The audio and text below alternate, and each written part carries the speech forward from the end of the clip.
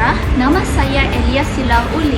Tajuk pembentangan kami ialah analisis falsafah terhadap teori konspirasi vaksin COVID-19 dalam era digital. Pandemik COVID-19 yang melanda dunia sejak tahun 2019 telah memberi kesan besar kepada kehidupan manusia. Vaksin seperti Pfizer dan Moderna diperkenalkan sebagai langkah saintifik untuk mengawal penularan virus ini. Namun, timbul pula pelbagai teori konspirasi yang meragui vaksin dikatakan mengandungi microchip mengubah genetik manusia atau sebahagian daripada agenda elit global. Teori-teori ini tersebar luas melalui media sosial seperti TikTok, WhatsApp dan sebagainya. Telah menyebabkan banyak masyarakat menolak vaksin walaupun bukti saintifik menunjukkan keberkesanannya. Assalamualaikum dan selamat sejahtera. Nama saya Elvin Winkin. Hari ini saya ingin membentangkan satu topik yang agak kontroversi tetapi penting untuk kita pahami, yaitu teori konspirasi berkaitan vaksin COVID-19. Sepanjang pandemik COVID-19, berbagai teori konspirasi telah timbul, terutamanya di media sosial.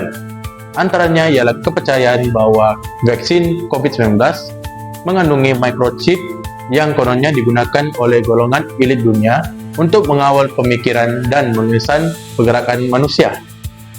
Teori ini semakin tersebar apabila dikaitkan dengan tokoh terkenal seperti Bill Gates dan viral di platform seperti TikTok dan Facebook.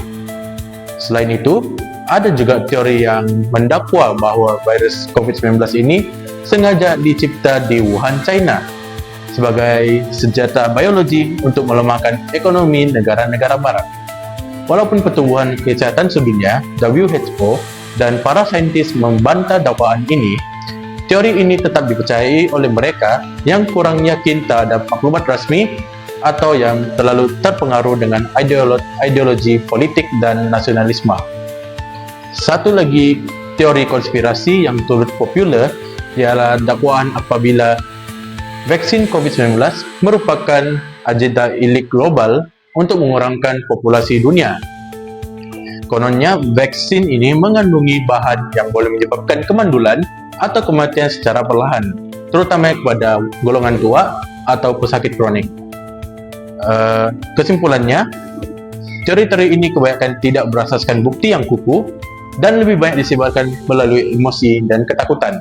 Sebagai pelajar dan masyarakat yang berpengetahuan, kita perlu bijak menilai maklumat, memilih sumber yang sahih, dan sentiasa merujuk kepada pakar kesehatan dan sains. Salam sejahtera, nama saya Elvina Maruyal.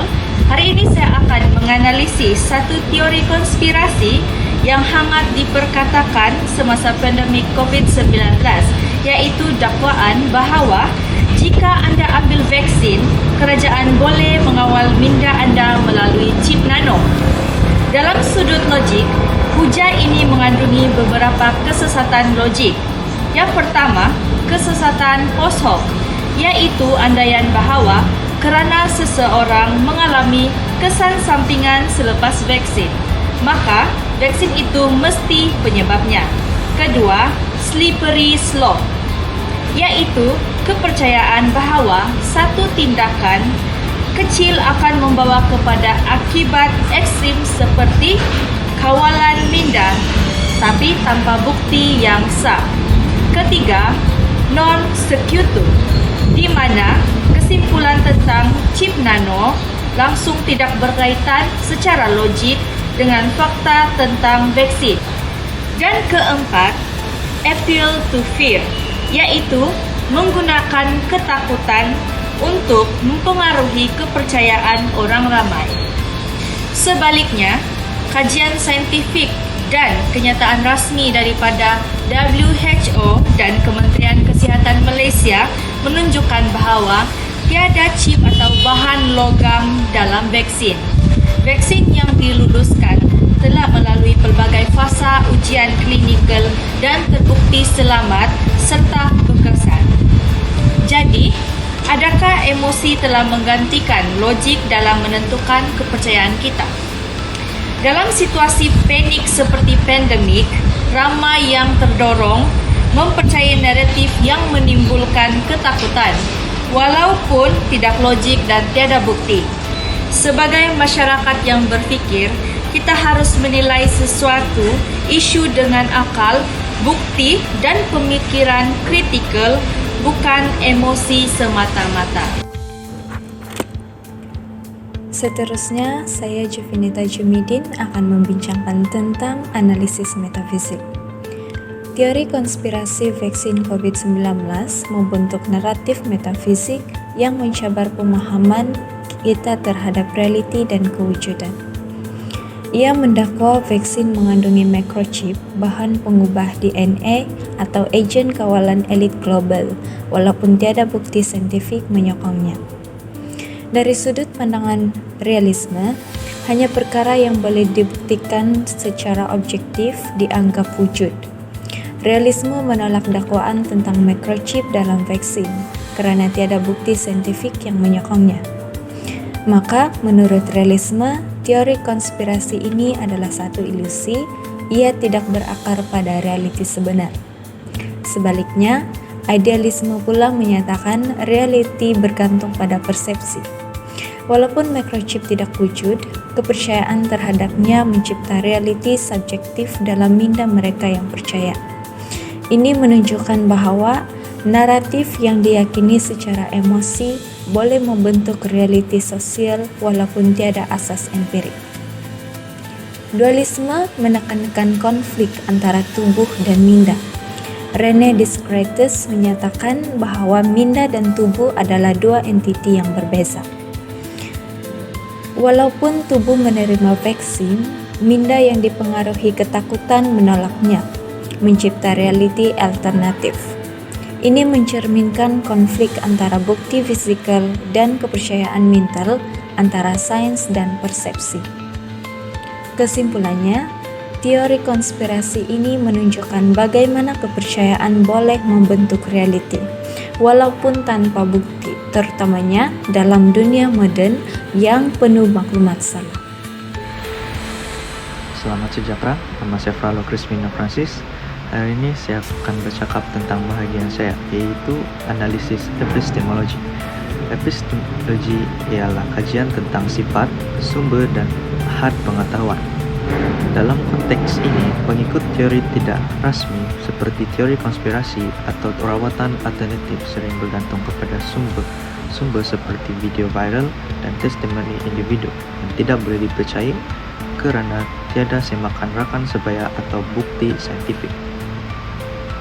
Menurut Plato, pengetahuan mesti memenuhi 3 syarat, yaitu kepercayaan, kebenaran, dan justifikasi.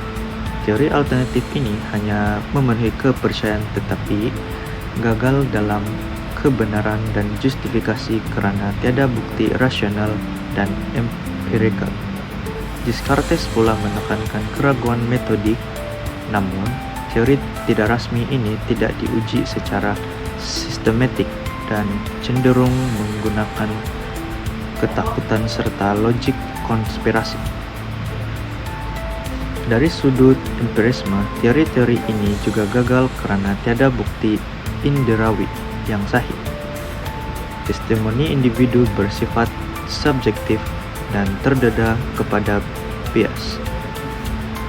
Sebaliknya, sains menggunakan kaedah yang objektif dan sistematik kerana kajian klinikal, penilaian rakan sebaya, dan data kuantitatif.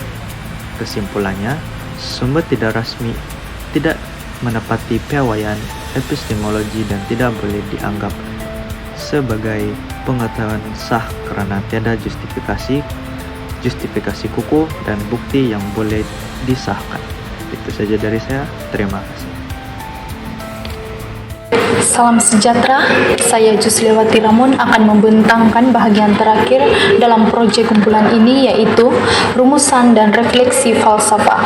Fenomena teori konspirasi terhadap vaksin COVID-19 bukanlah sekadar isu kesehatan awam semata-mata. Ia mencerminkan krisis falsafah yang lebih dalam, khususnya krisis kepercayaan terhadap institusi, terhadap ilmu pengetahuan, dan terhadap realiti itu sendiri. Dalam suasana pandemik yang yang mencetuskan ketakutan dan kekeliruan ini, ramai individu memilih untuk mempercayai teori konspirasi karena ia menawarkan penjelasan yang lebih mudah difahami walaupun tidak berasaskan bukti. Ini menunjukkan bahwa rapuhnya asas epistemologi masyarakat kita apabila maklumat dari media sosial seperti TikTok dan Telegram lebih diyakini berbanding fakta saintifik. Dari sudut metafisik pula, walaupun teori konspirasi ini tidak mempunyai bukti yang sah, ia tetap mampu membentuk suatu realitas sosial. Maksudnya, apabila kepercayaan itu dikongsi secara meluas, ia mulai mempengaruhi tingkah laku dan keputusan individu, walaupun dari sudut objektif ia tidak benar. Oleh itu, apa yang kita pelajari di sini ialah pentingnya literasi falsafah dalam masyarakat. Kita perlu dididik bukan hanya untuk tahu apa yang benar, tetapi juga bagaimana sesuatu pengetahuan itu disahkan dan diberi justifikasi. Ini termasuk kemahiran dalam logik, epistemologi, dan penilaian bukti. Akhir sekali, untuk membina semula kepercayaan terhadap sains dan teknologi institusi, kita perlukan pendekatan falsafah yang lebih mendalam, bukan sekadar menyampaikan fakta, tetapi juga mengajar masyarakat untuk berpikir secara kritis dan bijak menilai kebenaran. Sekian, terima kasih.